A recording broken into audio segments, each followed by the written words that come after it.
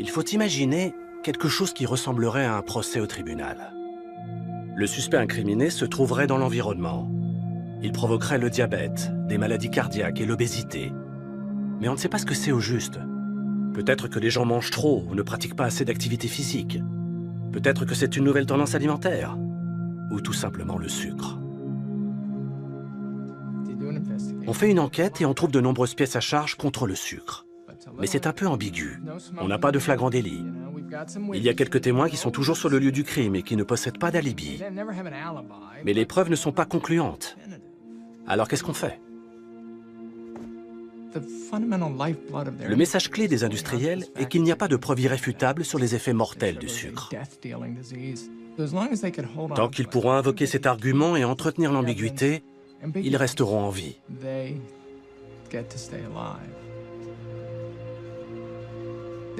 Le jour où les preuves seront concluantes, ils seront morts. Alors vous feriez quoi?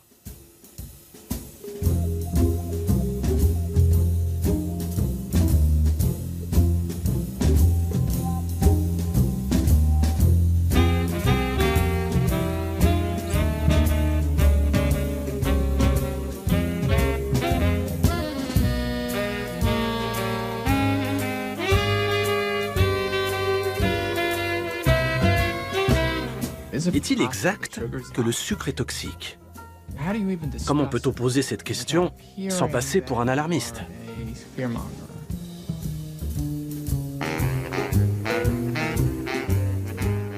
Il s'agit d'un produit qui rend les gens très heureux et leur permet d'exprimer leur amour, leur joie et leur bonheur partout dans le monde. Et voilà qu'on remet en cause cette denrée que les parents donnent à leurs enfants à leur premier anniversaire. Faire le bon choix s'avère difficile.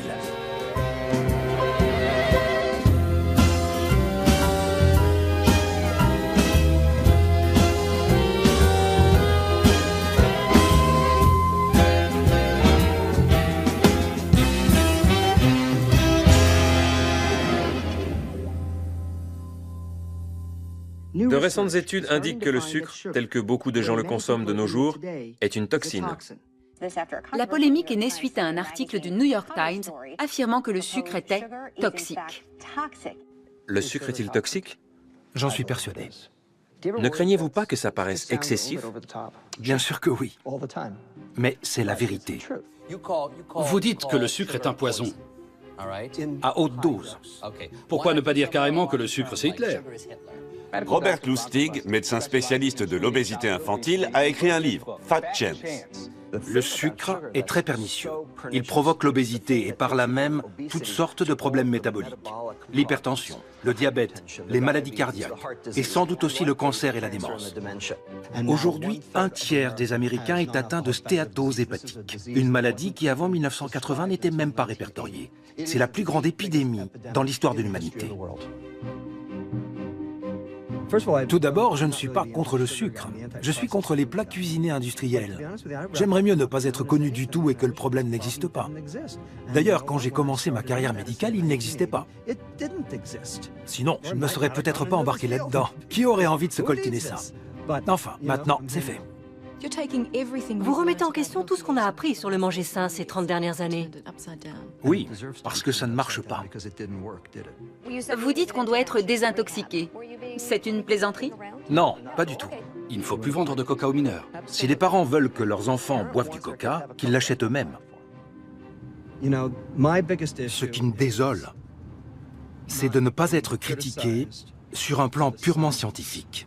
On peut avoir un débat scientifique, pas de problème. Ce qui me dérange, c'est qu'on dise que je ne suis pas crédible, que je suis un fanatique. Un fanatique agit au nom de sa foi, ce n'est pas mon cas. Je me base exclusivement sur des faits scientifiques. Je ne fais pas ça par plaisir, mais parce qu'il n'y a vraiment pas le choix. C'est un sujet très polémique. Et pour s'y attaquer, on a besoin de quelqu'un comme Robert, un chercheur qui soit reconnu dans les milieux universitaires. Robert l'a fait, et il se débrouille très bien. Il est pédiatre endocrinologue. Et il y a une dizaine d'années, il a constaté que le sucre était un problème crucial dans l'alimentation moderne. Il a donné une conférence qui a fait un tabac sur Internet. Elle a dû être vue 4 millions de fois. C'est un orateur très charismatique, un peu comme un prédicateur fondamentaliste.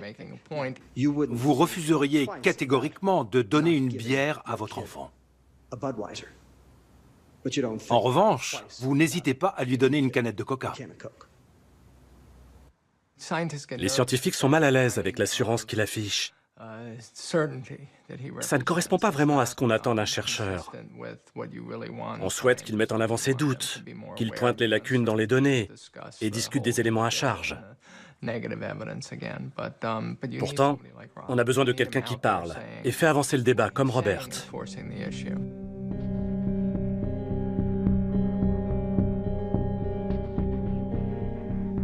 C'est un problème qui vous touche à la maison, qui vous touche au travail. C'est un problème qui a une influence sur vos affaires. Au final, c'est un problème qui affecte le pays et le monde entier. Ça ne concerne pas seulement l'obésité infantile, mon domaine de spécialité qui m'a amené à ce sujet. Ça va bien plus loin. C'est le signe d'une crise sociale.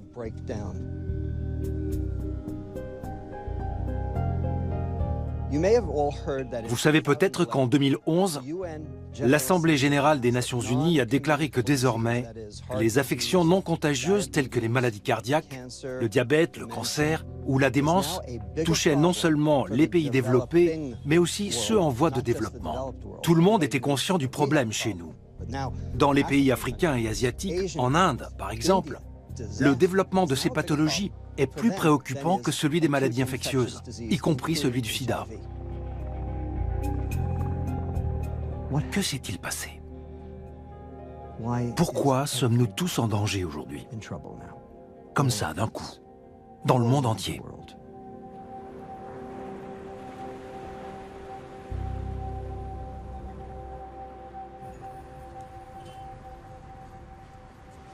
Les Japonais vivent plus vieux que tous les autres peuples de la planète. Et c'est encore plus vrai pour les habitants d'Okinawa. Ils sont moins touchés par la plupart des maladies liées à l'âge. Le taux de personnes atteintes par les troubles cardiaques et certains cancers, comme les cancers hormonodépendants, celui du sein ou de la prostate, y est très faible. C'est en partie lié à l'alimentation et en partie au mode de vie. Il s'agit d'un régime très sain qui réduit les risques de maladies liées à l'âge. Il fait la part belle aux légumes et apporte un bon équilibre en protéines. Poisson, viande maigre.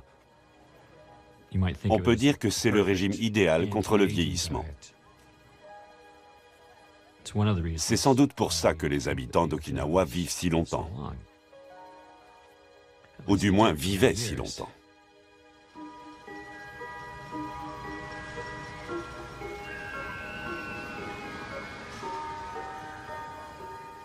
Il a suffi de quelques générations pour que les Okinawaïens deviennent les plus gros des Japonais. C'est un phénomène qui est apparu après la guerre. En général, les jeunes ont un régime alimentaire bien plus occidentalisé que leurs anciens. Ils consomment plus de plats cuisinés industriels, de chips et de sodas, ce qui les expose davantage aux maladies cardiovasculaires, à l'obésité, au diabète. Tous ces problèmes sont liés à une nourriture plus riche en sucre, en sel et en graisse.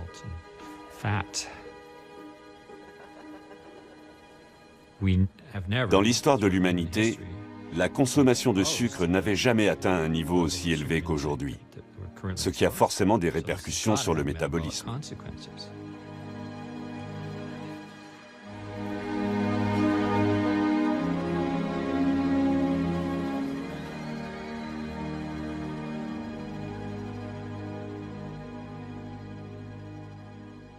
Voici l'évolution de notre alimentation au cours des 30 dernières années. 1982 à 2012, consommation de viande, moins 10%, parce qu'on nous a incités à manger moins gras.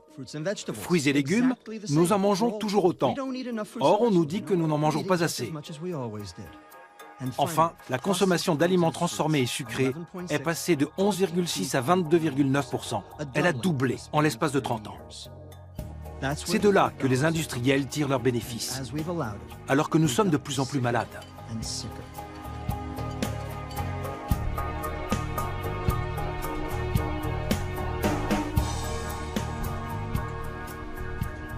74% des plats cuisinés vendus en supermarché contiennent des sucres ajoutés.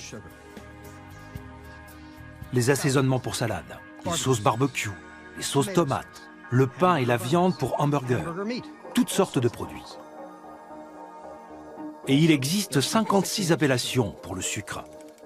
Sucrose, saccharose, sucre de canne, sucre de betterave, sirop de maïs, agave, sirop d'érable, miel, etc. L'industrie agroalimentaire peut cacher les sucres qu'elle ajoute dans n'importe quel produit, car personne ne sait les reconnaître. En fait, ils se valent tous. En termes de calories et de poids, ils sont tout à fait comparables. Et ils ont le même effet. Ils surchargent notre foie en le saturant de lipides quand ils sont consommés à l'excès. Il ne faut pas oublier que c'est une question d'excès et pas de modération. Encore faut-il définir la notion de modération. Une consommation modérée, c'est 6 à 9 cuillères à café de sucre ajouté par jour. C'est ce que préconise l'American Heart Association. L'Organisation mondiale de la santé, elle, autorise jusqu'à 12 cuillères à café de sucre ajouté par jour. Or, les Européens consomment 17 cuillères à café de sucre ajouté par jour. Et les Américains, 19,5. Bref, on en consomme trop, ce qui cause des maladies métaboliques chroniques.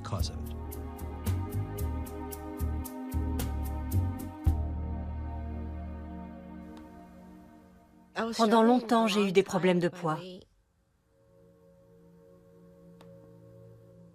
Je détestais porter des pantalons parce que ça faisait ressortir mon ventre. J'étais mal à l'aise quand j'étais assise en classe. Je me sentais encore plus grosse.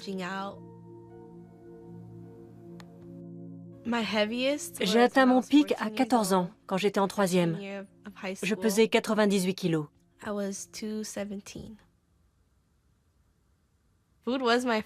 J'adorais manger et regarder la télé. C'était mes amis. Je regardais beaucoup la télé.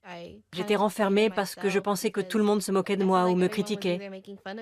Je n'étais pas heureuse. La dernière fois que je t'ai vu, c'était en avril 2009.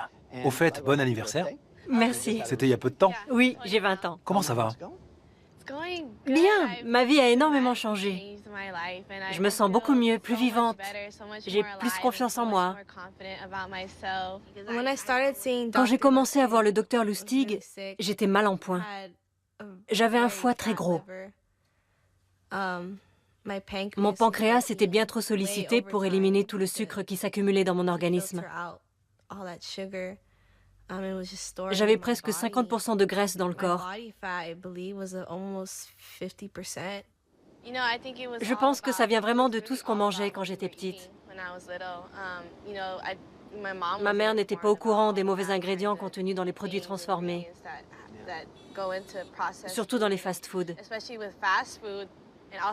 Parfois même, avant de manger, je buvais un grand verre de jus de fruits.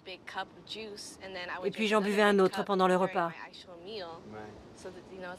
Donc mon corps absorbait beaucoup de sucre. La première fois qu'on s'est vu, ton foie était saturé de graisse. Tu te souviens de l'échographie que tu as faite à 10 ans? Oui. C'était pas brillant.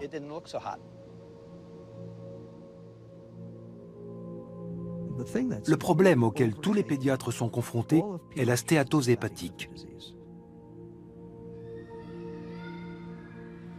Je ne savais même pas ce que c'était avant 1992, l'année où j'ai reçu mon premier patient atteint de stéatose hépatique. Il avait 13 ans et était diabétique de type 2. Son taux d'ALT, qui mesure le dépôt de graisse dans le foie, dépassait les 100. Je me suis dit, oula, c'est pas possible. Aujourd'hui, tous mes patients ont ce problème.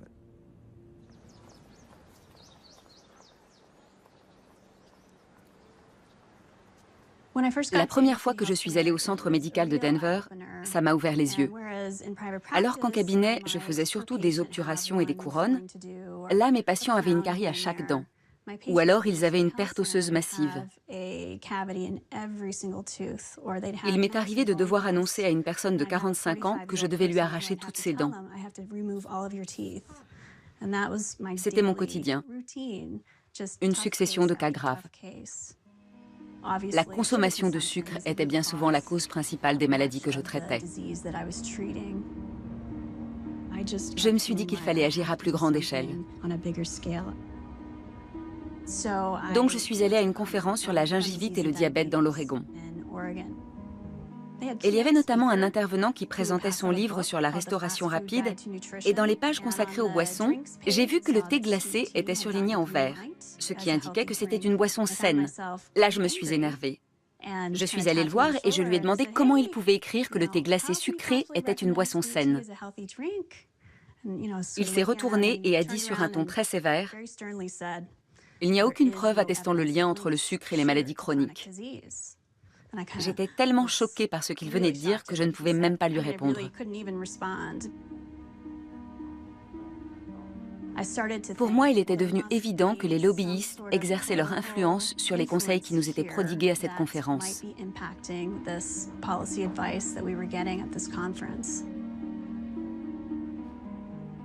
Je me suis rendue à la bibliothèque de mon quartier et j'ai tapé le mot sucre dans le moteur de recherche du catalogue. Ça m'a renvoyé vers la Great Western Sugar Company. C'est une entreprise qui avait cessé son activité à la fin des années 70. Et elle avait remis certains de ses dossiers aux bibliothèques municipales du Colorado.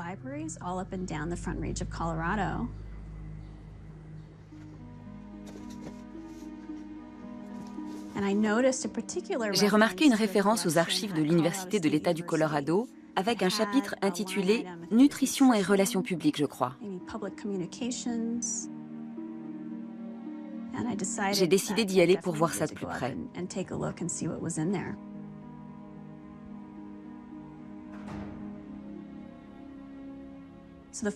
Le premier dossier que j'ai sorti contenait les procès-verbaux du comité des relations publiques.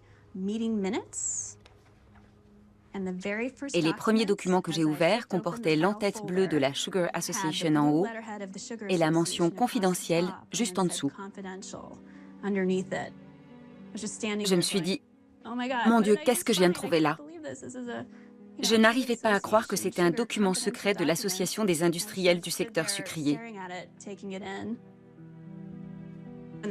Page après page, il détaillait la stratégie de communication de l'Association des industriels du secteur sucrier dans les années 70. C'était une période cruciale où la FDA, l'agence américaine chargée de la sécurité des aliments et des médicaments, examinait les données scientifiques concernant les effets du sucre sur la santé. Et donc tout ce que la Sugar Association faisait à l'époque de ces documents avait pour finalité d'obtenir l'autorisation de la FDA. Il y avait une photo où l'on voyait les dirigeants de l'association recevoir le Silver Anvil Award, l'équivalent de l'Oscar pour les professionnels de la communication. Le but était de manipuler l'opinion publique sur l'impact sanitaire de la consommation de sucre. Bref, tout ce que je cherchais se trouvait précisément dans ces dossiers. Je donnais une conférence à Denver. Mon livre Why We Get Fat venait de sortir. Et après la conférence, Christine est venue m'expliquer ce qu'elle faisait et pourquoi elle le faisait. Et là, mes yeux se sont illuminés. Voilà comment nous avons commencé à travailler ensemble. Moi à Oakland et Christine dans le Colorado.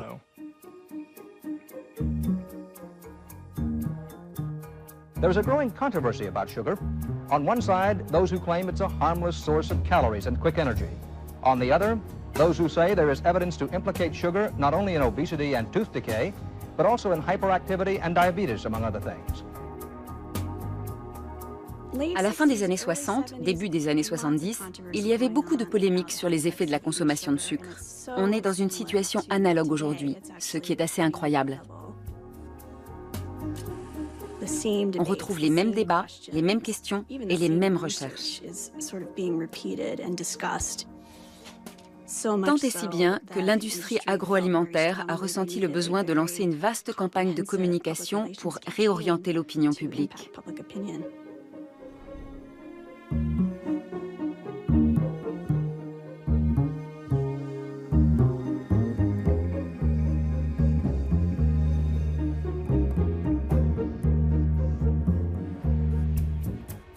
Mettez-vous à la place des industriels. Vous êtes à la tête de la Sugar Association. Vous devez évaluer la situation et décider ce qu'il faut faire. Les producteurs de sucre et les entreprises agroalimentaires vous paient pour prendre un certain type de décision. Et ils ont recours à une agence de communication pour élaborer une stratégie commerciale. Le but est de s'assurer qu'il n'y ait jamais de conclusion irréfutable.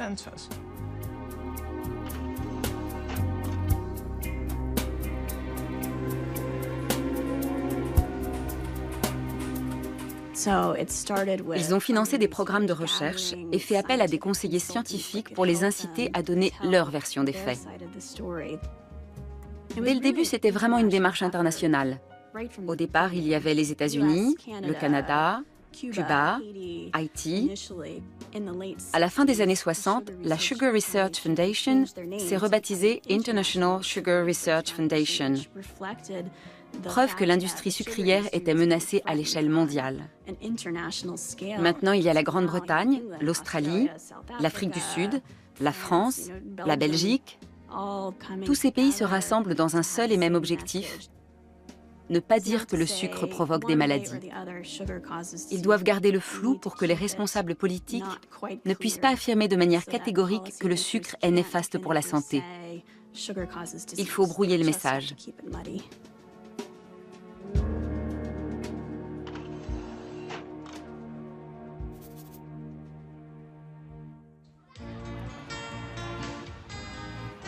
Back with us on this weekend's edition of This Week in Agribusiness from the Sugar Association, Andy Briscoe, representing that group in Washington, D.C. How's the climate these days in Washington for your industry? You know, it's always tough. Under the new administration, obviously, the public health community folks have come out of the woodwork and certainly targeting sugar to some extent. For all of the bashing and complaining that there is about sugar, it seems, and all of the dietary recommendations, it still remains a crucial component in our diets, doesn't it? You know, sugar is an important component of a balanced diet and a healthy lifestyle.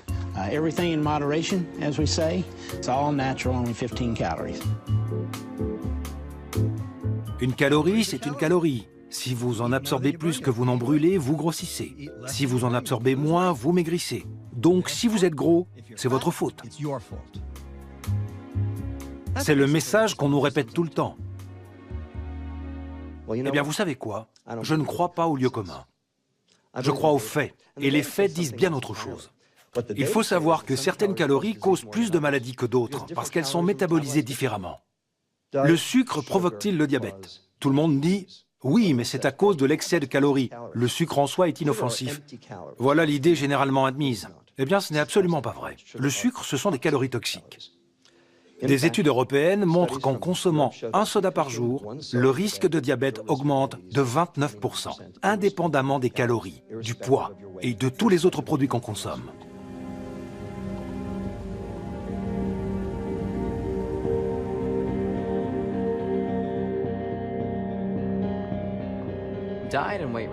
Les maladies liées au surpoids et à l'alimentation pèsent lourd sur les services médicaux, et je suis sûr que ce système va s'effondrer. En aucun cas, nous ne pourrons maintenir la qualité de nos soins médicaux avec la charge croissante des pathologies liées au poids et à l'alimentation. Je pense notamment au diabète de type 2, dont le coût est d'ores et déjà ahurissant, et ce n'est que la partie visible de l'iceberg. Je ne crois pas que l'humanité soit victime d'une épidémie de perte de volonté.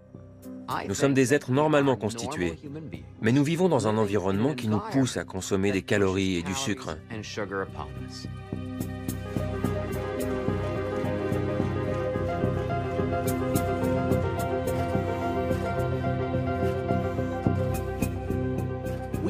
On sait que la hausse du taux d'obésité infantile va de pair avec l'accroissement d'autres maladies chroniques.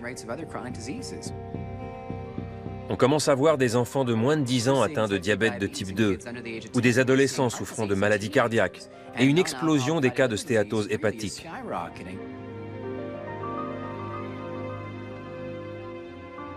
Les patients qui développent un diabète ou des maladies cardiaques à l'adolescence ont très peu de chances d'arriver à l'âge de 70 ans.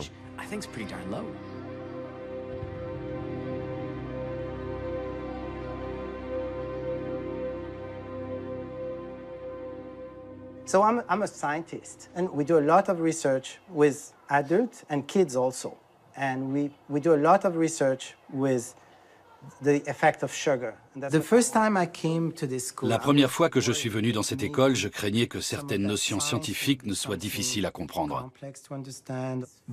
Mais j'ai été surpris de voir à quel point les enfants apprennent vite.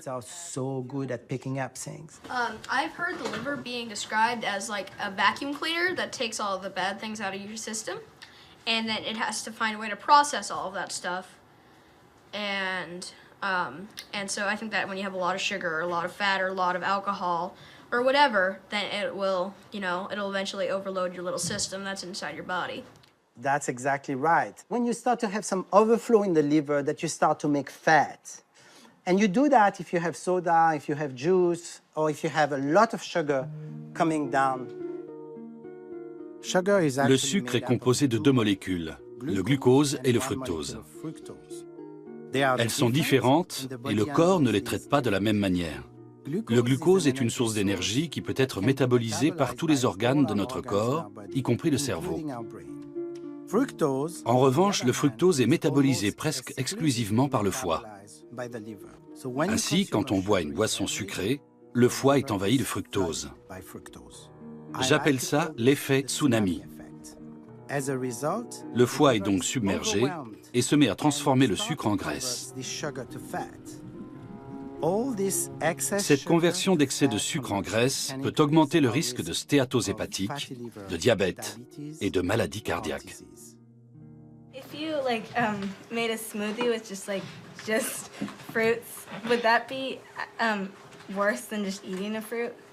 So if you eat an orange, how many oranges do you eat? One? If you do an orange juice, how many oranges do you need to make an orange juice? A lot. Much more. When you chew on food, it just goes slow and it takes a while. The delivery is different. But if you start to make a juice, you'll have that bang, tsunami effect. The relationship between sugar On connaît depuis longtemps la relation entre le sucre et le foie. Rappelez-vous les Égyptiens. Ce sont eux qui ont commencé à gaver les oies. Les Romains ont pris le relais, et de nos jours, ce sont les Français qui produisent du foie gras. Mais le procédé reste le même. On gave des volailles avec du sucre ou des glucides pour obtenir du foie gras.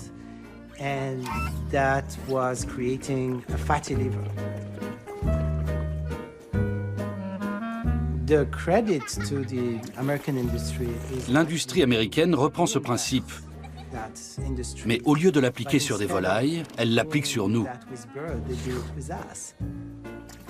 Toutes ces boissons, ces sodas, constituent un gavage agréable dont on n'a même pas conscience, mais qui n'en produit pas moins les mêmes effets que la fabrication du foie gras. Ces produits sont de formidables instruments parce qu'ils nous procurent du plaisir. On n'a pas l'impression d'être gavé.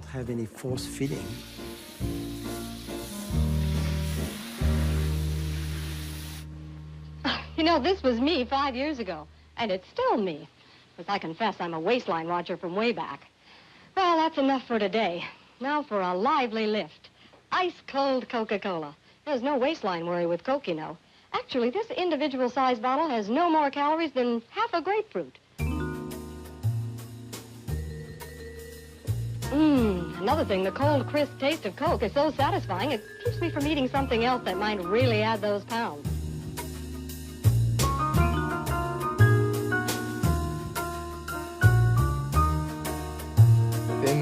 Dans les années 60, les Américaines deviennent très attentives à leurs lignes. Elles se mettent au régime et l'industrie répond à leurs attentes. L'idée des soda light voit le jour. Les cyclamates, et en particulier la saccharine, inondent le marché. La Sugar Association voit là une menace. Alors elle consacre d'énormes sommes d'argent à des travaux de recherche pour voir si ces produits sont inoffensifs ou pas. Bien sûr, elle veut démontrer qu'ils sont néfastes, et elle y parvient. There's a good deal of sourness, not to say bitterness, in the reaction to the ban on saccharin. There were complaints the Food and Drug Administration banned a useful product on the basis of skimpy evidence. À la fin des années 60, un article du New York Times révèle qu'un dirigeant de l'industrie sucrière a financé des études destinées à prouver que les cyclamates sont cancérigènes.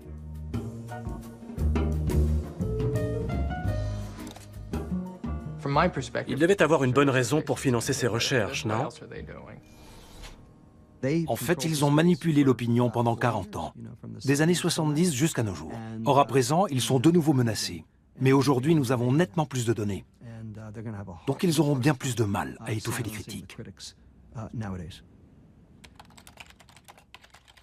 Je tiens un blog depuis 2005 et j'ai beaucoup d'abonnés sur Twitter. Je suis souvent étonné de la portée et du pouvoir des réseaux sociaux. Avant, on avait besoin d'une vraie plateforme, alors que maintenant, on peut la créer soi-même. Il y a quelques années, j'ai reçu un appel de l'Ordre des médecins de l'Ontario. À ma grande surprise, ils m'ont proposé de faire un discours à un petit déjeuner organisé par l'industrie agroalimentaire. Moi qui critiquais ouvertement la publicité mensongère de ce secteur. Donc j'ai préparé un discours, réservé un billet d'avion, annulé un tas de rendez-vous à mon cabinet, trouvé un hôtel, bref, j'étais prêt. 2 jours avant le départ, l'Ordre des médecins m'a appelé pour me dire que l'industrie agroalimentaire ne voulait plus de moi. Mon associé m'a dit « Puisque c'est annulé, pourquoi ne mets-tu pas ton discours en ligne ?» C'est ce que j'ai fait. Quel aurait été l'intérêt de parler à 50 personnes qui se fichent de ce que j'ai à dire, alors qu'aux dernières nouvelles, ma vidéo a été vue plus de 270 000 fois. Je vais vous parler des pratiques de l'industrie agroalimentaire. Je n'irai pas par 4 chemins. Je pense qu'il devrait arrêter de dire qu'il n'y a pas de sucre ajouté. Ce produit ressemble beaucoup à la réglisse Twizzlers. Il porte la mention « sans sucre ajouté ». Pourtant, il en contient plus qu'un Twizzlers. L'industrie agroalimentaire devrait arrêter de suggérer que le jus de raisin est bon pour la santé. Il est indiqué « sans sucre ajouté ». Pourtant, un seul verre en contient 10 cuillères et demie. Ça revient à boire un quart de verre de sirop d'érable par jour. Ce produit, un succédané de petit déjeuner, contient 9 cuillères 3/4 de sucre par verre. Si votre enfant en consomme 1 fois par jour pendant 1 an, il absorbe 14 kilos de sucre. Au final, je pense que la transparence est essentielle. Chacun peut se faire sa propre opinion en regardant ma vidéo. D'ailleurs, même les dirigeants de l'industrie agroalimentaire qui m'ont contacté m'ont avoué qu'il y avait du vrai dans ce que je disais. Ça prouve qu'ils savent ce qu'ils font.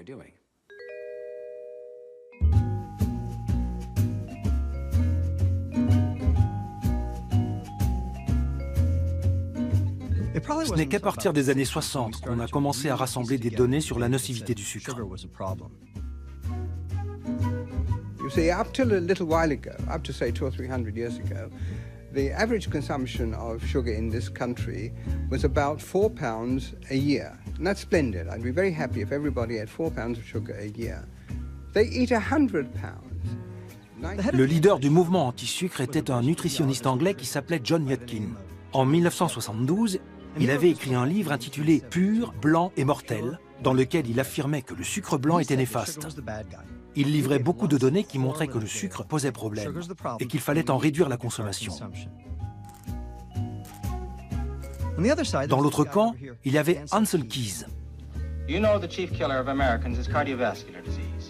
Lui prétendait que c'étaient les graisses alimentaires qui étaient nocives. Il y a donc eu une bataille entre ces 2 hommes. Qui a gagné? Et pourquoi? L'un des scientifiques qui inquiétait le plus l'industrie sucrière était John Yudkin.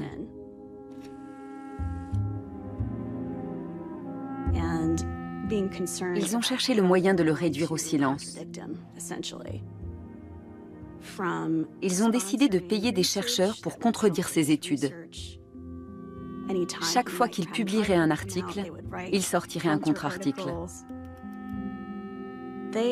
Ils ont donné une importante somme d'argent à Ancel Keys, qui apparaît régulièrement dans mes documents au fil des décennies. Il était le premier opposant de John Yudkin. Quand celui-ci publiait un article pour montrer le lien entre le sucre et les maladies cardiaques, Ancel Keys en publiait un autre pour prouver le contraire.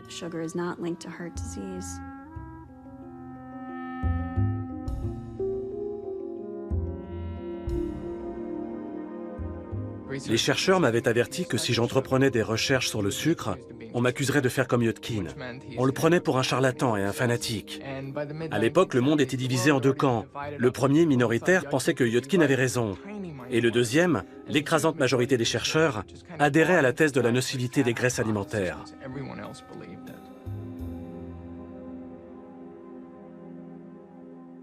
En l'espace de 10 ans, j'ai dû préparer 10 000 œufs pour le petit déjeuner.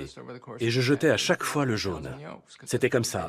On ne mangeait pas d'avocat ni de beurre de cacahuète. Encore moins de bacon et de viande rouge. On y croyait en grande partie. Oh, I don't want it, you can have it, it's too fat for me. It's too fat for me. It's too fat for me. It's not too fat for me. No food is too fat all by itself, but if you'd rather get your fat and calories another way, guess what? Now there's new Better Than. It tastes better than regular ice cream, and it's 96% fat-free. La mode des régimes pauvres en matière grasse a déferlé sur l'Amérique et sur le monde. Or, les aliments transformés sans matière grasse sont insipides. Les industriels le savaient. Ils devaient les rendre agréables au goût. Alors qu'ont-ils fait? Comment donner de la saveur à un produit qui ne contient pas de graisse? En ajoutant du sucre. Vous vous souvenez de Snackwells? 2 grammes de graisse, 13 grammes de glucides, dont 4 de sucre, et c'est agréable au goût. C'est ce qu'ils ont fait. Et c'est ce qu'ils continuent de faire aujourd'hui.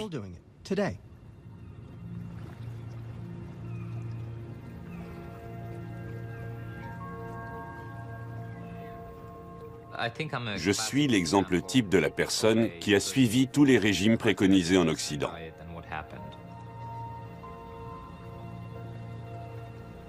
On nous dit que tout est dans l'équilibre entre l'absorption et l'élimination des calories. Et si c'est bien de consommer peu de graisse, ce doit être encore mieux de ne pas en consommer du tout. Donc, pendant 15 ou 20 ans, j'ai mangé des produits light, qui sont remplis de glucides, de sucre transformé, ou les deux. Durant toute cette période, je m'entraînais en moyenne 10 heures par semaine pour améliorer mon endurance. Le matin, à jeun, je mesurais mon taux de sucre dans le sang, juste par curiosité. Et j'ai découvert récemment que mon taux de sucre indiquait un prédiabète.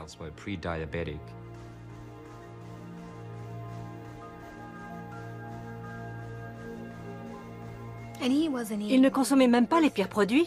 Il mangeait des flocons d'avoine et des barres chocolatées. Ce qui n'est pas génial, mais ce ne sont pas des cookies ni des crèmes glacées. Malgré tout, il avait un prédiabète. Qu'est-ce que ça doit être pour les gens qui ont une alimentation nord-américaine typique? Il est la preuve vivante que l'activité physique ne change pas vraiment la donne. Tout est dans l'alimentation. Si vous êtes une personne normale et que vous ne faites pas 10 heures de sport par semaine, quel est l'impact sur votre corps, sur votre santé? Sachant que moi, déjà, j'ai failli devenir diabétique.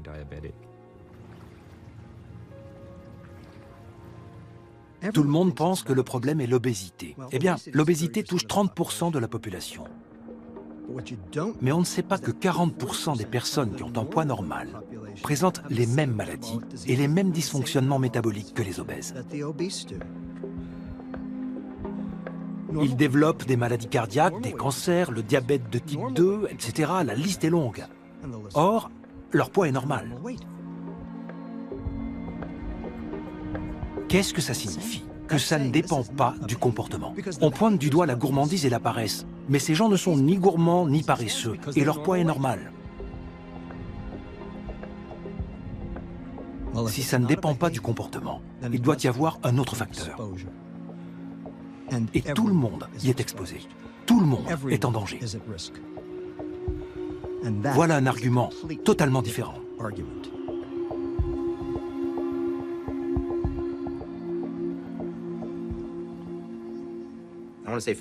Je tiens d'abord à dire que j'ai beaucoup de respect pour le professeur Lustig. Il a le mérite d'avoir lancé le débat. C'est un grand défenseur de la santé. Il a cherché à améliorer le bien-être des gens, il a étudié le surpoids et l'épidémie d'obésité. Simplement, je ne suis pas d'accord avec son analyse selon laquelle le sucre est toxique, pour reprendre ses mots. Le développement de l'obésité est lié à la surconsommation de calories en général. Nous en consommons trop. Pour certaines personnes, c'est le sucre. Pour d'autres, les protéines animales. Pour d'autres encore, les féculents raffinés ou bien les produits à base de pommes de terre comme les frites et les chips. Pour la majorité, c'est sûrement la combinaison de tous ces aliments. Je ne crois pas que toutes les calories soient équivalentes. La nocivité du sucre est liée à son apport calorique. Si on en absorbe autant, c'est parce qu'il nous donne du plaisir. Le sucre, c'est bon, c'est délicieux, tout le monde ou la majorité d'entre nous en raffole. De même, le gras peut procurer des sensations très agréables en bouche. Donc, l'association gras plus sucre est un régal absolu. C'est pour ça qu'on en consomme à l'excès. Ça ne fait aucun doute et je ne cherche pas à défendre le sucre. Simplement, je pense qu'un aliment pose problème quand il provoque un excédent de calories.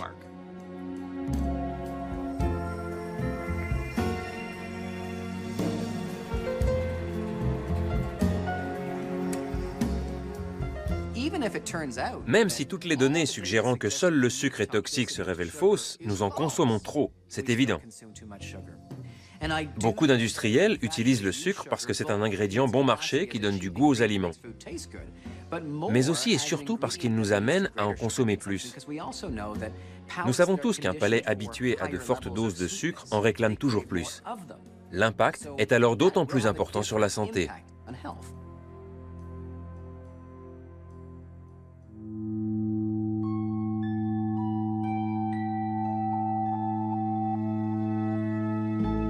What will your last 10 years look like?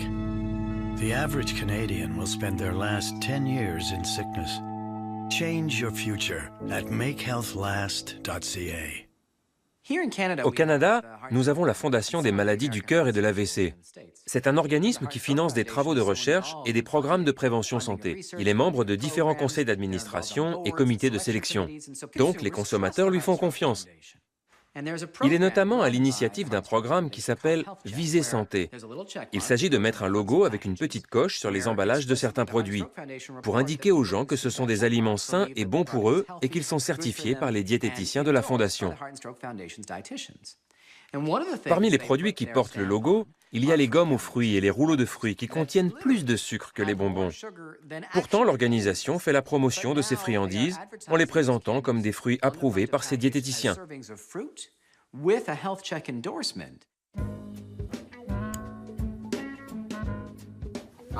Bonjour, je suis le docteur Yoni Friedhoff et aujourd'hui je vais vous parler de ce produit.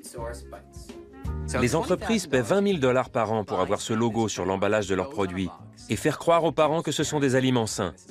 Je ne pense pas que des produits composés à 80% de sucre, le reste étant de l'eau, un tout petit peu de vitamines et une bonne dose de marketing, soient bons pour la santé. Ces 17 petites gommes contiennent autant de sucre qu'une barre Twix.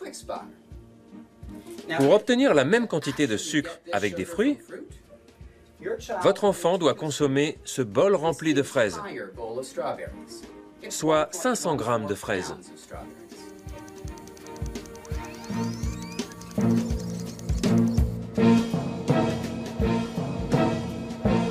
Il ne faut pas intoxiquer les enfants en faisant passer du sucre pour des fruits.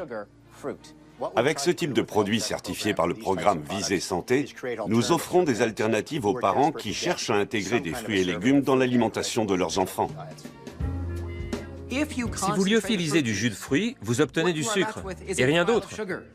Oui, sur le papier, en théorie, c'est fait à partir de fruits. Le sucre contenu dans le jus provient de fruits, mais c'est juste du sucre. Que l'industrie trompe les gens est une chose, mais que la Fondation des maladies du cœur en fasse autant, c'est de l'abus de confiance.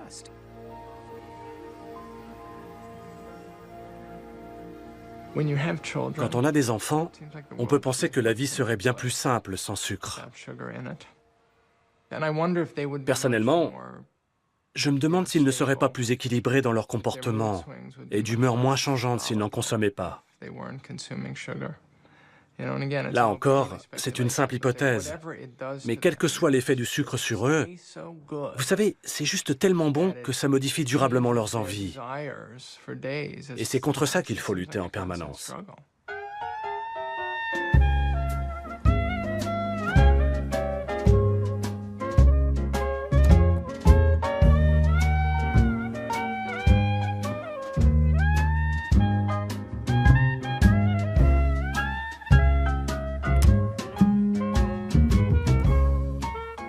I went on a binge last night, and I ate, It's really strange because I feel guilty now, like I'm confessing to this terrible crime. But I ate a whole bunch of cookies and drank a lot of chocolate milk and ate some ice cream. Just, you know, just kept going. J'avais entendu dire que le sucre occupait une place prépondérante dans notre alimentation et pouvait nous nuire. Il m'a donc paru nécessaire de faire ce film. This year, we can each expect to consume, on the average, over 129 pounds of sugar, 5.5 ounces every day. This huge increase in sugar consumption is the most sudden and drastic change man has made in his eating habits in all his 50 million years of existence. Les gens ne savaient pas. Le diabète et l'obésité commençaient à se répandre. Les chercheurs pointaient du doigt nos habitudes alimentaires, et notamment notre consommation de sucre. On the basis of our studies is that certain risk factors involved with both heart disease and diabetes are increased when sucrose is consumed. 30 years ago, il y a 30 ans, Sheldon Reiser et moi avons entrepris des recherches sur le sucre. Et je suis très étonnée que les gens se rendent compte seulement aujourd'hui que c'est mauvais pour eux. Nous avons réalisé ces études il y a 30 ans. Et la quantité de sucre qui était alors consommée entraînait déjà une augmentation de la tension artérielle, du cholestérol et du taux de triglycérides. And all of these would increase this person's susceptibility to the degenerative diseases that we're concerned about, which are essentially heart disease and diabetes.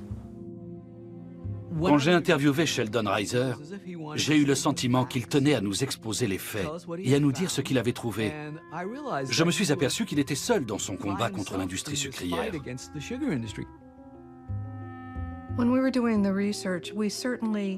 Quand nous avons démarré nos recherches, nous nous sommes aperçus que les industriels avaient le pouvoir et les moyens financiers de promouvoir leurs idées, bien plus que nous.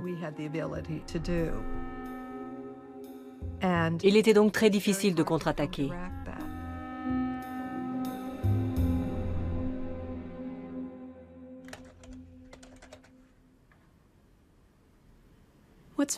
Les recherches financées par les industriels du secteur sucrier étaient clairement destinées à préserver leur chiffre d'affaires.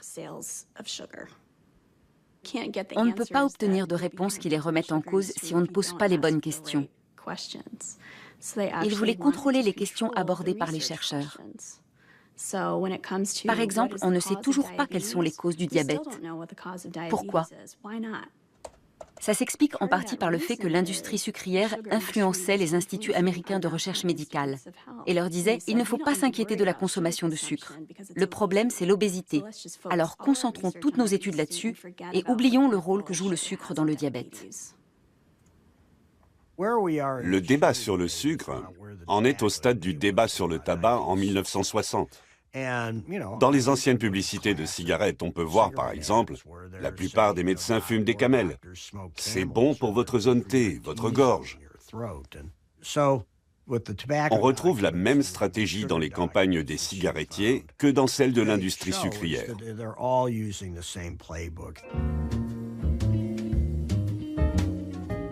En 1994, quand j'ai eu accès aux archives de l'industrie du tabac, j'ai senti que ce serait très important.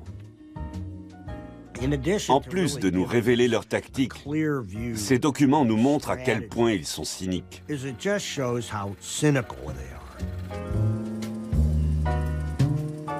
Unlike a drug or unlike alcohol, a cigarette smoker, even at 12 o'clock at night, driving home in a car, can make a clear and rational decision that they don't want to smoke anymore. Nicotine is an addictive drug. What the smoker does when he smokes, it's self-administered drug delivery to reach a target level. From a leading anti-smoking activist. Well, I mean, you're going on and on, Stan, in your usual zealous fashion, in delirium.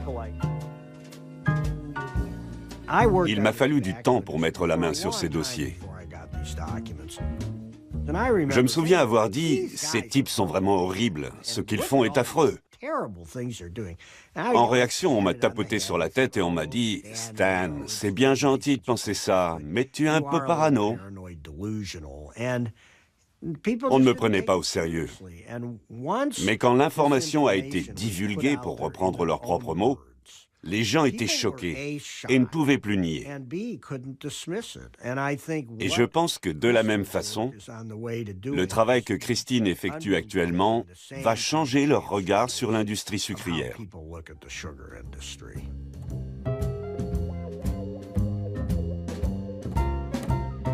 2 weeks ago, a nutrition expert told Congress the breakfast cereals widely advertised on television and elsewhere were often full of calories and not much else. Can't get enough of that Sugar Crisp, Sugar Crisp. Sugar Crisp. Sugar Crisp is tumbled through sugar and honey and comes up tasting like 101 sweet buns. I can't get enough of that Sugar Crisp, Sugar Crisp. Well, today, the cereal industry responded with its experts. One was Dr. Frederick Stair, chairman of Harvard University's nutrition department. He said that on the contrary, a breakfast including dry cereal was as good as bacon and eggs, or better. Popeye's spinach does not begin to compare with the overall worth of breakfast cereal with milk, any cereal. Entre Fred Stair et l'industrie sucrière, c'est une longue histoire. Ils ont commencé à travailler ensemble dès 1952. Fred Stair était directeur du département de nutrition à l'Institut de santé publique de Harvard. Il n'y avait pas plus crédible que lui. Son département de Harvard reçoit de l'argent de l'industrie sucrière depuis les années 40. Et il s'agit de sommes importantes, des centaines de milliers de dollars. À l'époque, c'était beaucoup d'argent. À partir des années 70, Fred Stair est devenu le principal porte-parole des industriels à travers leur campagne de communication. Il intervenait à la radio et dans les émissions matinales à la télé pour diffuser leur propagande. In general agree that there are very serious problems with the American diet. Oh, I disagree with that. The only trouble with the American diet is you eat too damn much, that's all. I mean, if you wouldn't eat so much and have a little less fat, you'd be in much better shape. Il avait une rubrique dans un journal qu'il pouvait utiliser pour faire passer n'importe quel message. Il a écrit des livres à succès. Il était membre du comité de nutrition de l'American Heart Association. Fred Stair a fortement influencé nos connaissances concernant l'alimentation et les effets du sucre sur la santé. Now, as you know, there are reports citing possible links between sugar and heart disease, diabetes, obesity, tooth decay, hypertension. Yes. Now, sugar alone, I know, is not responsible for any of these diseases, but certainly the risks associated with a high consumption of sugar are demonstrably large. I'd have to disagree. The risks associated with a high consumption of calories are demonstrably large, but not with sugar. L'une des premières commandes de l'industrie sucrière pour sa campagne de communication fut un argumentaire destiné à la rédaction d'un document intitulé « Le sucre dans l'alimentation de l'homme ». Ils ont fait appel à Fred Stair qui a rassemblé un groupe de chercheurs acquis à l'idée que les graisses et le cholestérol sont les principaux problèmes. Or, aucun d'eux n'était spécialisé dans la recherche sur le sucre.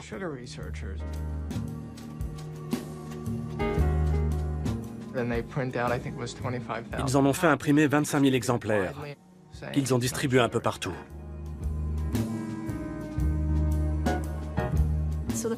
Le premier document que j'ai trouvé portait sur la publication de ce livre blanc. Il était destiné aux porte-parole des différentes campagnes de communication de l'industrie sucrière et les préparait aux questions que les journalistes pourraient leur poser.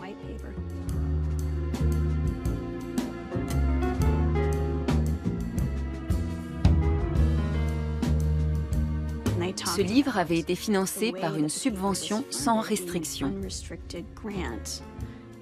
En consultant les dossiers de l'industrie du tabac, et parce que Fred Stair avait aussi des liens avec cette filière, on sait ce qu'une telle subvention signifiait pour son département de Harvard.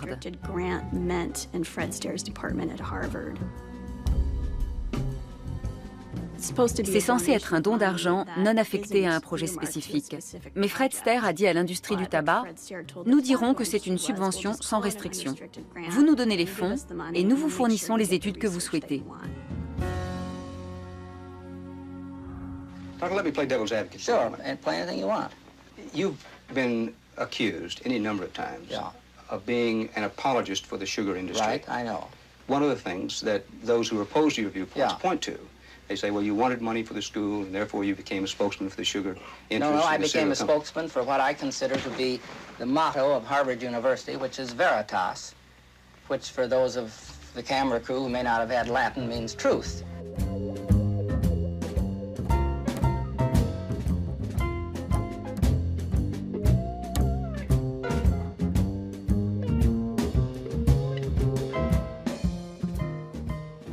Si autant de programmes de recherche sont financés par l'industrie, c'est entre autres parce que le gouvernement a fortement réduit son budget dans ce domaine. Les gens ont tendance à croire que les scientifiques ne sont pas impartiaux, mais ils veulent avant tout faire de la recherche. Et s'ils n'obtiennent pas de l'État l'argent dont ils ont besoin pour mener à bien leurs travaux en laboratoire ou à l'hôpital, ils vont le chercher ailleurs.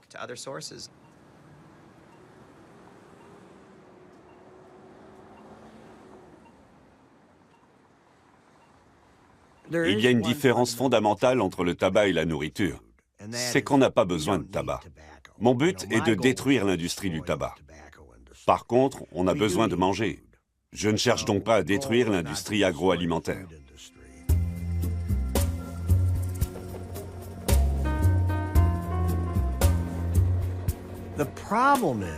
S'il y a autant de produits alimentaires toxiques sur le marché, c'est parce qu'ils sont les plus rentables.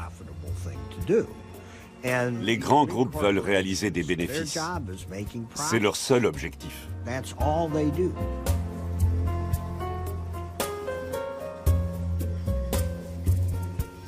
C'est vrai que les acteurs de la filière agroalimentaire doivent participer à la résolution du problème, parce que nous voulons qu'ils continuent à produire de la nourriture.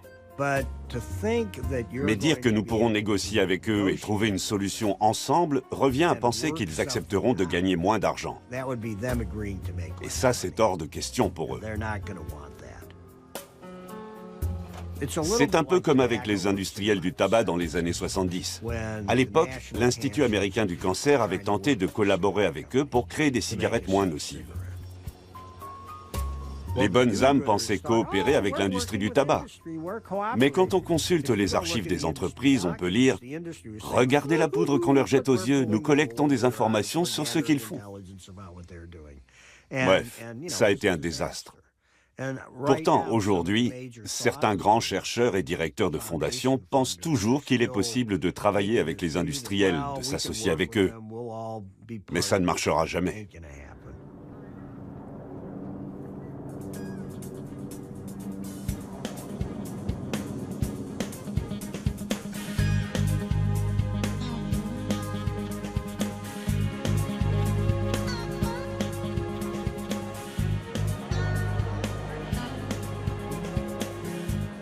Bienvenue à tous. Avec près de 9000 membres, nous sommes la plus grande association de spécialistes de l'obésité au monde, ou du moins la plus grande association nationale parmi tous les pays que je connais.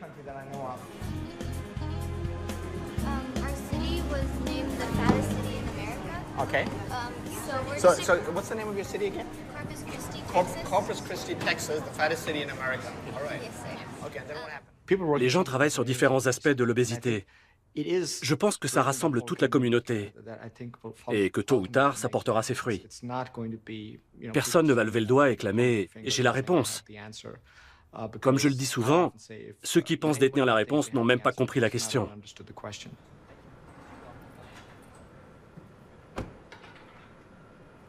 Trois sommets ont été organisés par le Réseau canadien contre l'obésité, chacun d'eux en partie sponsorisé par les industriels. Mais celui-ci est le premier exclusivement parrainé par une chaîne de fast-food et un fabricant de boissons sucrées.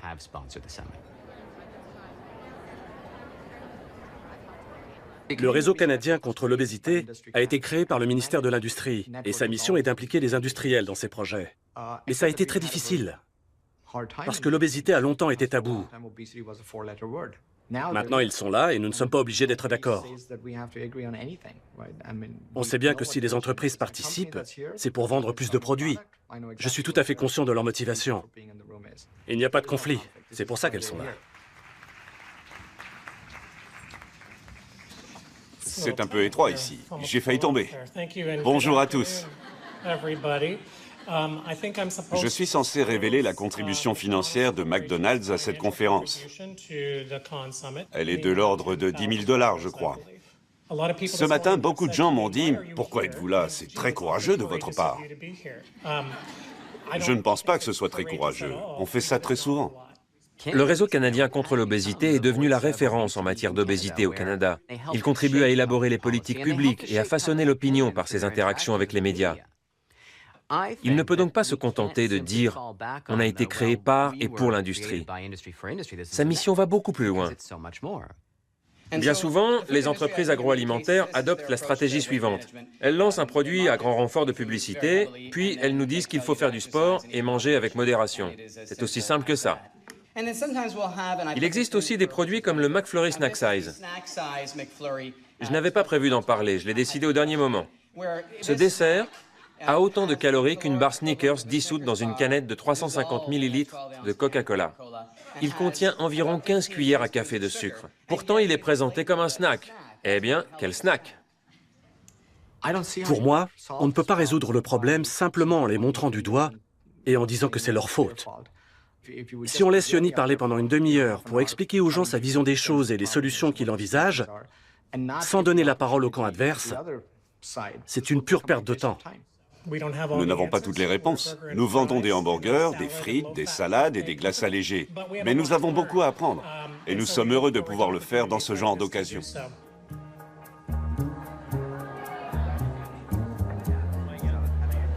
If you need any information, like if you want to do a little article or link to my website or put up a video or whatever, let me know.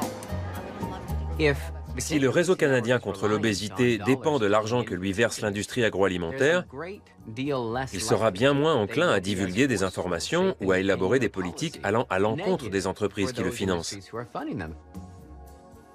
On en a un bel exemple avec l'Association canadienne des boissons et Coca-Cola. Voilà un secteur qui est mûr pour le changement.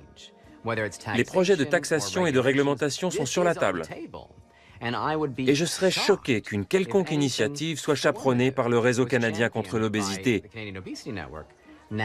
vu qu'il est de mèche avec l'Association canadienne des boissons et Coca-Cola.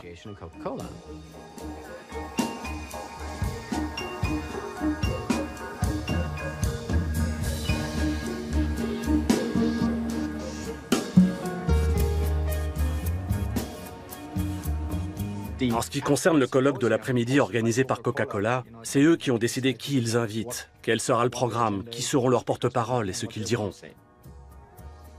Le réseau canadien contre l'obésité ne s'en mêle pas et n'apporte pas son soutien parce qu'il n'a pas à défendre telle ou telle position. Il est là pour fournir une plateforme. Mais au final, tout est entre les mains du sponsor.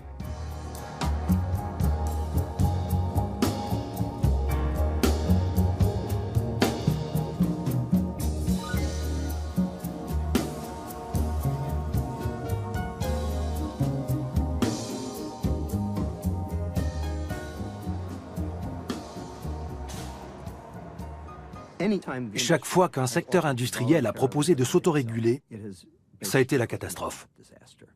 Qu'il s'agisse des ceintures de sécurité, du tabac ou de la pollution.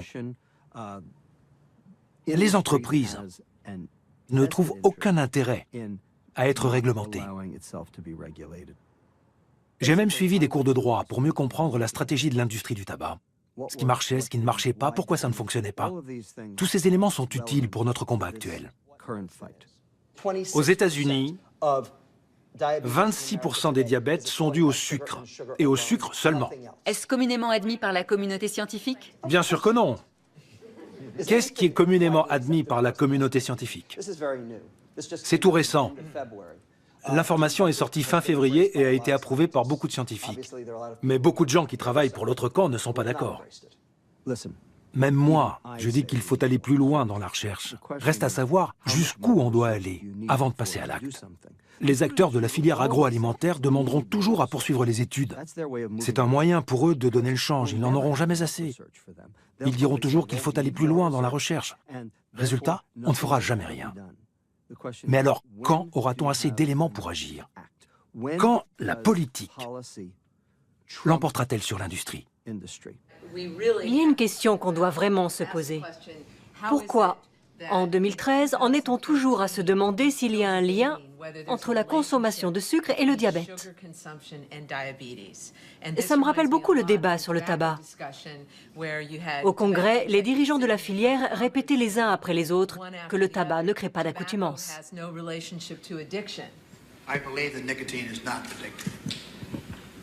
I believe that nicotine is not addictive.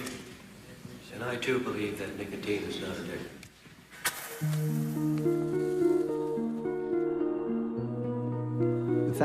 Le problème, c'est qu'aujourd'hui, nous n'avons toujours pas la preuve irréfutable que le tabac est responsable du cancer du poumon. Pour cela, il faudrait effectuer un test aléatoire. Mais ce serait contraire à l'éthique de demander à un groupe de personnes innocentes de fumer pendant 20 ans pour voir si elles attrapent le cancer du poumon ou pas. Dites-moi comment on peut mener une telle expérience. Or, c'est exactement ce qu'ils nous demandent de faire pour le sucre, à savoir constituer 2 échantillons de jeunes adultes. Le premier groupe consommerait trop de sucre et le deuxième n'en consommerait pas. On regarderait tout ce qu'ils mangent pendant 50 ans et on verrait s'ils développent des maladies cardiaques et un diabète. On ne peut pas faire ça. Il faut bien voir où on se positionne dans le débat. Le problème n'est pas la collecte des données scientifiques, car ça va se faire de toute façon, mais la crédibilité des personnes qui attaquent les chercheurs. La question est de savoir s'il y a manipulation.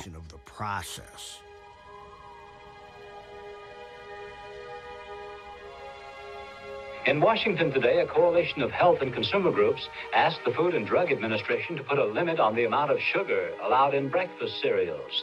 Their petition to the FDI also asked that a health warning similar to the one on cigarettes be required on cereals which exceed the sugar limit. Au début des années 70, de nombreuses initiatives furent prises pour encadrer la consommation de sucre, ce qui a fait peur aux industriels. La FDA examinait l'impact du sucre sur la santé et la Sugar Association faisait pression sur cette agence pour qu'elle le déclare sans danger.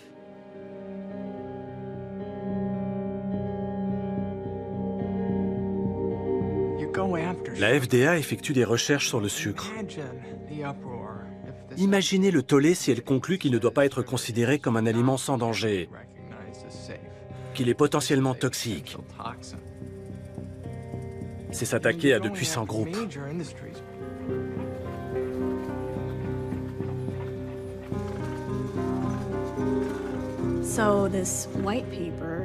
Pour en revenir au livre blanc, l'industrie sucrière l'a présenté comme une preuve au comité de contrôle de la FDA.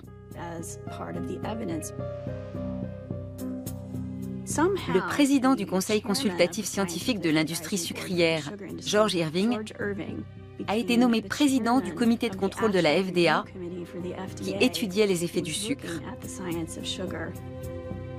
Quel conflit d'intérêts!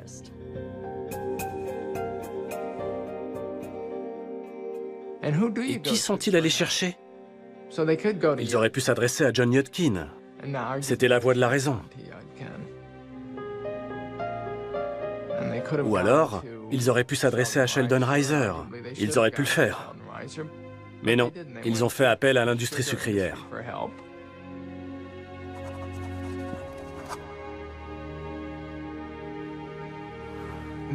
La FDA s'est rangée à l'avis des personnes qui n'étudiaient malheureusement pas les vraies questions.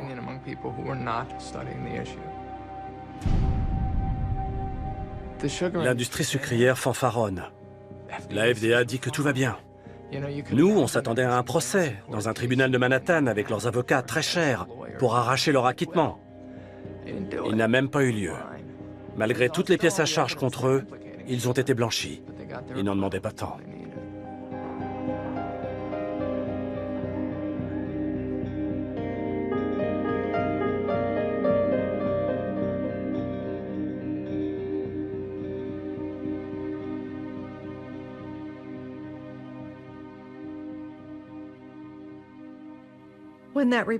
Quand le rapport a été publié, nous nous sommes dit qu'ils n'avaient pas tenu compte de nos recherches, qu'ils se trompaient et que nous avions raison. Sheldon Reiser était très déçu que nous ayons été déboutés. S'il avait été simplement question d'une substance chimique, présente dans une dizaine de produits et facilement remplaçable par une autre, la FDA aurait fait son travail. Mais là, on parle quand même du sucre.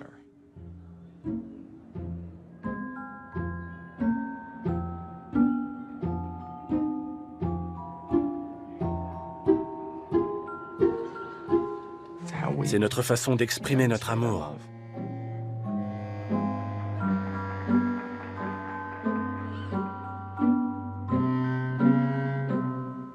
Citez-moi une fête où on ne consomme pas de sucre. La Saint-Valentin, la fête des mères, un anniversaire ou un barbecue, on boit de la limonade et on mange des gâteaux. C'est comme ça. Ça fait partie de notre culture.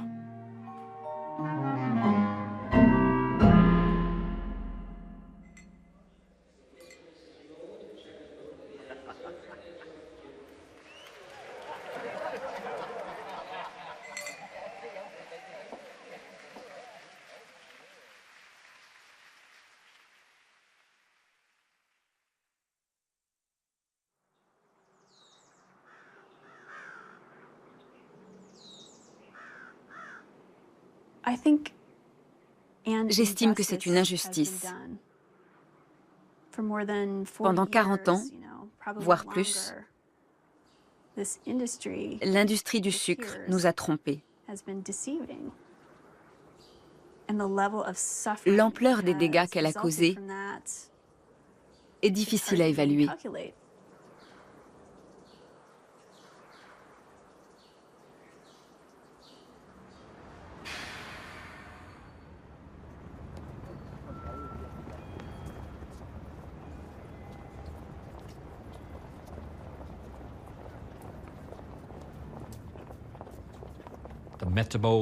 La loi Metabo est en vigueur ici, au Japon. Les villes et villages proposent des bilans de santé. Les entreprises le font aussi, en envoyant des unités mobiles sur les lieux de travail.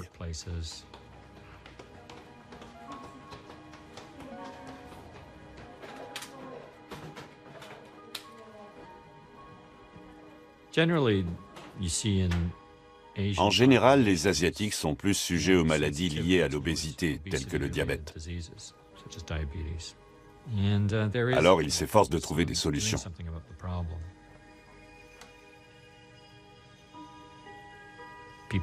Les gens vont faire leur bilan de santé, on mesure leur tour de taille, on vérifie leur circulation sanguine, et on leur remet un dossier complet pour qu'ils sachent où ils en sont et ce qu'ils doivent faire.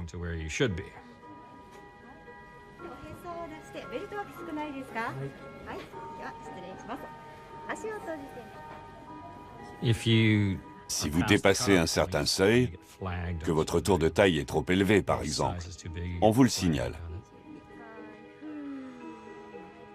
Si vous avez trop de résultats dans le rouge, l'infirmière vous appelle pour vous inviter à consulter.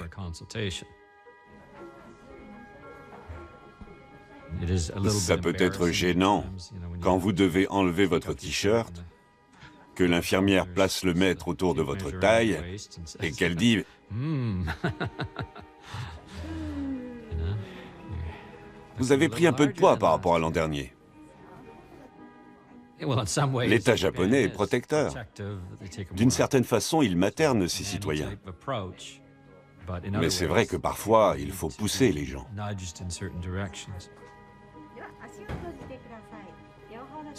Ce genre de campagne a porté ses fruits au Japon. Par exemple, les accidents vasculaires cérébraux étaient très répandus dans les années 60. Le gouvernement a pris des mesures fortes, si bien que la consommation de sel a diminué et que la mortalité due aux AVC a chuté d'environ 80%. C'est énorme. Voilà des initiatives dont nous pourrions nous inspirer en Amérique du Nord.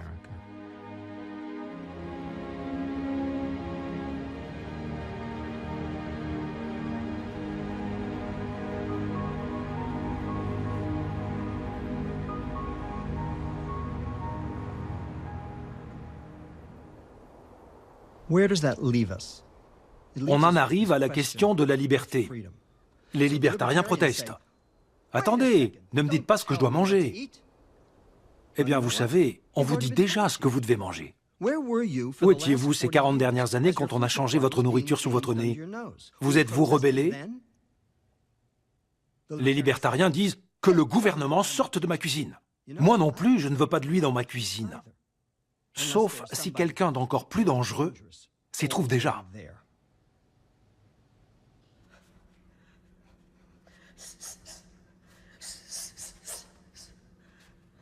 Je me nourrissais toujours mal quand j'ai commencé à faire du sport. Donc il n'y avait pas vraiment de résultats. Et je n'étais pas assez informée sur les aliments transformés et les efforts qu'il faut fournir pour éliminer une barre chocolatée, par exemple. Une petite barre chocolatée annule les effets d'une course de 8 km. C'est comme si on n'avait pas couru du tout. Je l'ignorais et quand je l'ai su, j'ai modifié complètement mon alimentation. J'ai complètement renoncé au fast-food et aux préparations surgelées. Je me suis mise à manger bien plus de légumes et d'aliments frais. J'ai remplacé mon jus de fruits par un fruit. C'est beaucoup mieux comme ça. Ça me rassasie autrement. Je fais le plein d'énergie.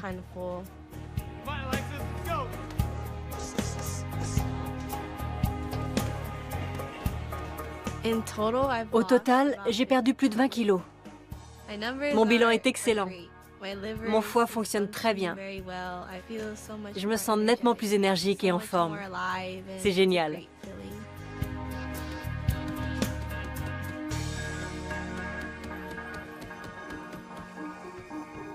Quand les enfants arrêtent de manger des produits transformés, leur dysfonctionnement métabolique disparaît. Ils perdent du poids, ils se sentent mieux. Ils ont de meilleurs résultats à l'école. Leur vie change. Une certaine quantité de sucre est nécessaire. Mais il ne faut pas en consommer plus que nécessaire.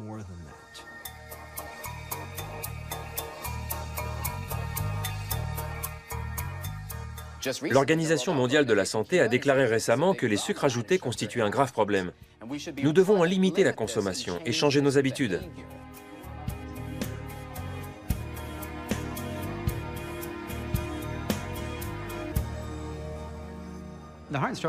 La Fondation des maladies du cœur et de l'AVC a été formidable. La veille du jour où ils devaient annoncer la nouvelle, ils sont venus à mon bureau pour m'en informer en personne. Ils m'ont dit qu'ils en avaient longuement discuté et avaient décrété que ça ne pouvait plus continuer comme ça. La meilleure chose à faire pour la Fondation, et plus encore pour les Canadiens eux-mêmes, était de dire « on arrête ce programme ».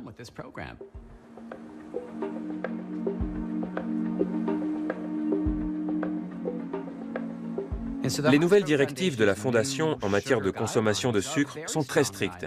Elles rejoignent celles de l'Organisation mondiale de la santé, de l'American Heart Association et de scientifiques.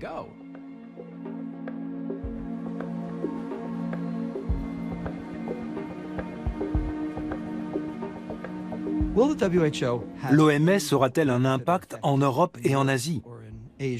Possible. C'est difficile à dire pour le moment. En tout cas, c'est ce qu'il faut faire. Et ils l'ont compris. Le lobby du sucre est très puissant. Et pour autant que je sache, l'EFSA, l'Autorité européenne de sécurité des aliments, est directement impliquée dans la catastrophe qui frappe actuellement l'Europe. En 2013, ils ont eu l'audace, le culot, d'approuver le fructose comme édulcorant de table, parce qu'il a, je cite, un faible indice glycémique. Bien sûr que le fructose a un faible indice glycémique. C'est du fructose. Il augmente non pas le taux de glucose, mais le taux de fructose dans le sang, ce qui est 7 fois pire. Le problème du fructose n'a rien à voir avec l'indice glycémique. À mon avis, il faut réformer l'EFSA. Et rapidement. Voici un rapport d'une banque internationale d'investissement, le Crédit Suisse, sur le sucre.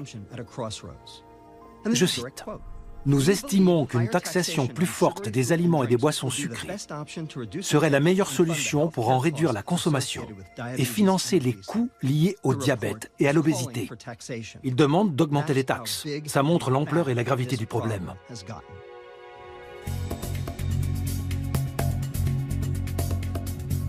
Il faut un nouveau modèle économique pour récompenser les entreprises agroalimentaires qui prennent les bonnes décisions, pas les mauvaises.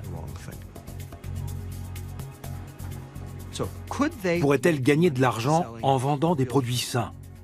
Bien sûr. Pourrions-nous subventionner ces produits sains pour les rendre meilleurs marché et permettre aux gens de les acheter? Bien sûr que oui. Mais ça suppose de changer complètement nos habitudes. L'industrie agroalimentaire peut continuer de gagner de l'argent, il n'y a aucun mal à ça. Je ne suis pas contre les gens qui gagnent de l'argent. Je suis contre ceux qui en gagnent en empoisonnant les autres.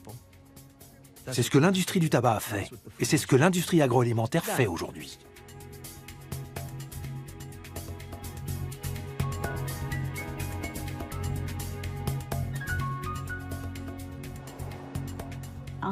Je vais avoir l'occasion de collaborer étroitement avec Stan Glantz. C'est un grand homme. Il s'était attaqué à l'industrie du tabac. Le but est de démontrer que l'industrie sucrière et l'industrie du tabac utilisent les mêmes stratégies. Je pense que son objectif est de changer les choses et que ça va faire évoluer le débat. Simplement, il faut savoir que si nous sommes efficaces, ils vont contre-attaquer. Nous devons nous y préparer et ne pas paniquer. Le travail que je fais, je dois le faire. Nous devons vraiment comprendre les pratiques des industriels, sans quoi l'histoire se répétera et le débat se poursuivra indéfiniment.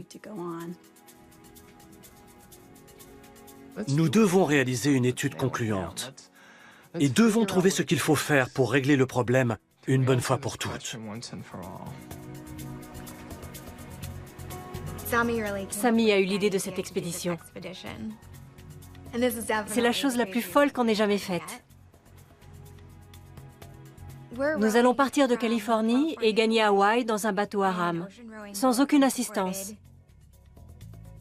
C'est un trajet de 3800 km, voire plus. Nous allons embarquer toute notre nourriture et manger à bord comme on mange à terre. On n'a pas besoin de sucre, ni de glucides transformés, ni de produits d'endurance comme ils en font la pub, pour pouvoir faire beaucoup de sport. Nous voulons très clairement sensibiliser les gens au danger du sucre et les aider à adopter un régime alimentaire sain. Good luck, bonne chance, buena suerte, don't break a leg. Get us some tailwind.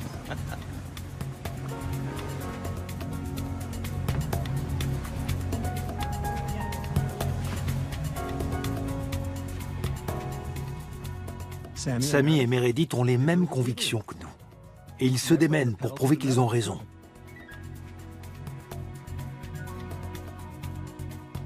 L'ennemi vous ignore, puis se moque de vous, puis vous combat. Et à la fin, vous gagnez. Actuellement, on est en plein dans la bataille. Si je ne vois plus jamais d'enfants obèses, ça en aura valu la peine.